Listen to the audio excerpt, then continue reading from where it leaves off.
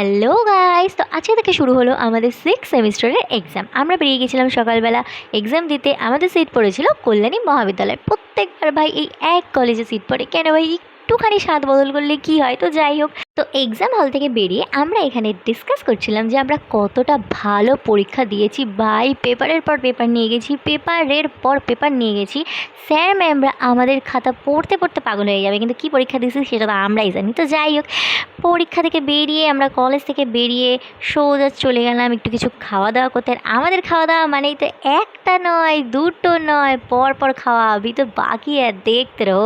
তো আখের রসের পর আমাদের নেক্সট আইটেম ছিল ভুট্টা। তো আমরা চলে গেলাম সোজা ভুট্টার ওখানে। এখানে দুটো ভুট্টা নিয়ে নিলাম। তারপর আমাদের নাকে ভেসে আসলো ভাই টক জলের গন্ধ। ব্যাস, আর দেখে কে মেয়ে বলে কথা, ফুচকা না খেলে হয় নাকি। চলে গেলাম সোজা ফুচকার দোকানে। আর বাবা যা ভিড় ছিল কি বলবো। তারপর চলে গেলাম আমরা গরম গরম মাটনের কিমার ঘুগনি খেতে। এই যে এখানে ম্যাডামকে দেখো, ক্যামেরা দেখলেই হাত দেখাবে। জানি না ম্যাডামের ক্যামেরার সাথে কী শত্রুতা।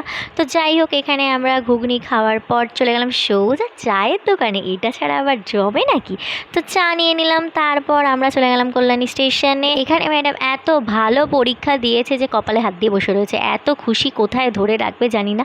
এখানে আরেকজন ফোনে গল্প করতে ব্যস্ত। তো যাই হোক, তারপর আমরা ট্রেনের অপেক্ষায় ওভারব্রিজে বসেছিলাম। আর পেছনে আরেকটু পরেই তোমরা দেখতে পারবে ফোনের চার্জার নিয়ে দুজনের মধ্যে ঝগড়া লেগে গেছে। ওই দেখো, ওই দেখো।